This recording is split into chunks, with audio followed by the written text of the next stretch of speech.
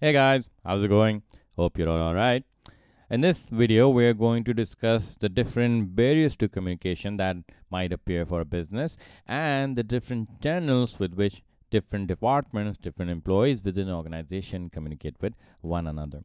And we're going to start our discussion with barriers to communication. And you would hopefully remember this from the last video, which was called What is Communication, where we saw the whole process of effective communication, where it starts from the sender, then received by the receiver, and then a feedback is sent.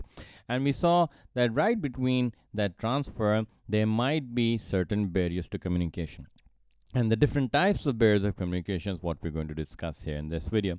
So the first type that the business might feel that something's coming in the middle and the right message is not being sent, the first reason might be that you're not using the right medium in the first place. So what that means is that instead of using verbal communication rather than written, or written rather than spoken, so using just the right way to inform the receiver could be one of the reasons that the message was not received clearly. So, for example, the appraisal cycle is where your yearly targets are decided by the managers, and then at the end of the year, the managers sit down with individual workers and decide how much the new salary increment is going to be, the promotions, etc., etc.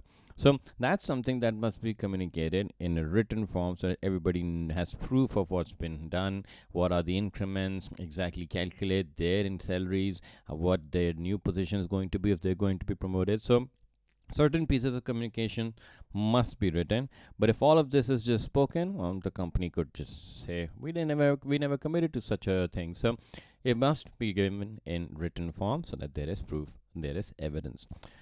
Then another reason why the receiver might not receive the right piece of information is when you have too much information fit into a small message.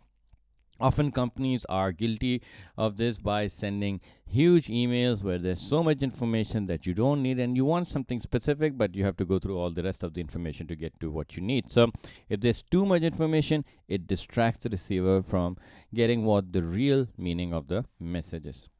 Something that's associated with a tall hierarchical structure is that it has too many stages. And too many stages mean that the message travels through too many levels of hierarchy, which means that the more levels there are, of course, the more chances there are that the message might be distorted, it might be changed in meaning, and you might not get to hear what it originally was. Then there might be so many distractions around the place, especially when there's a verbal form of communication. If there is noise, if there are distractions all around the workplace, then you're not going to be able to focus on the real meaning of the message. Especially if it's an employee's birthday and there's free cake.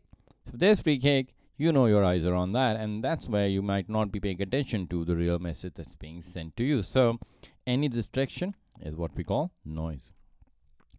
Then there's the attitude, the trust that has to be developed between the sender and the receiver.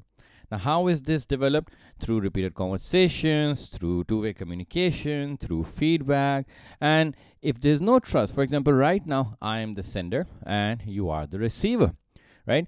So if you don't trust that I am teaching the right stuff, you're never going to believe it, and this whole communication would then be useless. Now, how is that trust built? Well, if you've heard me explain business so far, you would see that there's some truth in what I'm saying.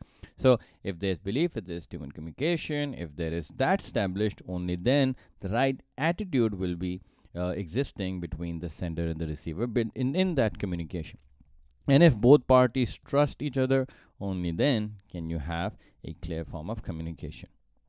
And lastly, using the right kind of language is important. Not just the right language, the right use of technical terms. So if I start throwing really fancy words about communication here, you're going to lose it completely. And that's not the point, right? The point is to simplify, to make it easy so that the right message is received without any barriers of language. So all of this might cause delays in communication, and the company has to do everything to make sure that these are minimized as much as possible, and this bridge is, of course, a bit closer. Now, when it comes to communicating within the organization, there are different channels that a company could use. And you would, of course, recall the part about organizational structures here, where we've seen they could be tall, they could be flat.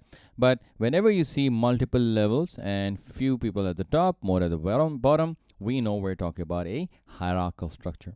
So within a normal hierarchical structure, a company may have vertical communication. Of course, vertical is top to bottom, so that's where information is being communicated from a level above to a level below. So when this guy is communicating with these guys, this is what we call vertical communication, from top to bottom or bottom up. The second form is going horizontal, where of course horizontal is left to right, and that's where information is being shared between people in the same level. So from this level to this level, when these guys are communicating with one another, we call that horizontal communication. And both would exist in any company. Of course, vertical would be when managers want to tell their subordinates what their tasks are, their objectives, etc. These guys would make sure they're the coordinating so that all of company's objectives are being achieved. So both forms will occur, vertical and horizontal. And both of these forms could be one way or two way. So if it's one way vertical, for example, you're looking at an autocratic style of leadership. If it's two way, that's more democratic. So that's vertical, one way or two way. Horizontally, well, these guys when communicate with one another to achieve company's objectives, that's of course two way. And it might be one way as well, where this guy initiates the conversation and everyone then simply has to give their input into it, and the message keeps moving along until the final guy puts in his 2 cents and the whole task is completed. So it could be one way, it could be two way. It all depends on the type of leadership style, of course. If it's autocratic, it'll be one way. If it's more democratic, it'll be two way. And how the company views this, if they find this to be a good way of communicating, then that's something that'll be incorporated in the company culture.